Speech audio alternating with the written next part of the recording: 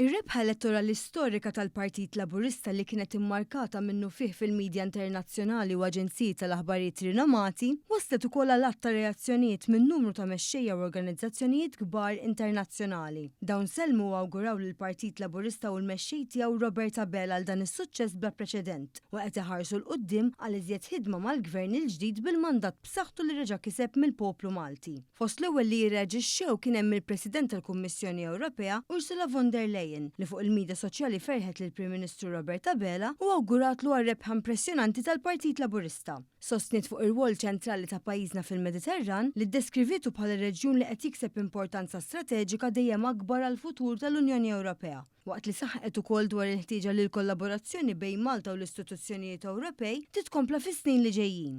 Il-President tal-Kunsill Ewropew Antonio Costa ukoll feraħ lil mexxej Laburista ftit ħin wara r-rebħa elettorali storika fit-tmiem il-ġimgħa. Costa ddeskriva l-kollaborazzjoni bejnu u l-Prim Ministru Malti fil-Kunsill Ewropew bħala waħda eċċellenti u qal li jħares il-qudiem biex din tkompli tissaħħaħ fis-snin li ġejjin. U sostna li din il-ħidma konġunta importanti biex tkompli tinbena Unjoni Ewropea aktar sigura u maquda. Sa dan it-tant, il-Partit tas-Soċjalisti Ewropej il-PES fl-awgurju tiegħu sostna li l-poplu Malti ta' mandat b'saħħtu lil Partit Laburista biex ikompli jwettaq il-ħidma tiegħu u jibni futur aktar ġust għal kulħadd. Il-PES żied li jħares il-qudiem biex ikompli jaħdem mal-Partit Laburista favur il-promozzjoni tal-ġustizzja soċjali, l-ugwaljanza u l-progress fl-Ewropa, waqt li enfasizzaw ukoll dwar l-importanza tal-kollaborazzjoni bejn il-forzi soċjalisti u progressivi Ewropej ħalli jiġu indirizzati l-isfidi komuni u jitkompla t-tisjeħ ta' drittijiet umani. Socialist International ukoll selmet lil Partit Laburista Malti u l-mexxej tiegħu Robert Abela. L-organizzazzjoni li tinkludi 86 partit ċellugi minn madwar id-dinja kollha, inkluż il-Partit Laburista Malti stess, awgurat li l-Gvern ġdid Laburista fil-ħidma tiegħu għal din il-leġislatura biex tkompli tissaħħaħ il-prosperità u l-progress soċjali waqt li jiġu mħarsa l-valuri demokratiċi tal-pajjiż.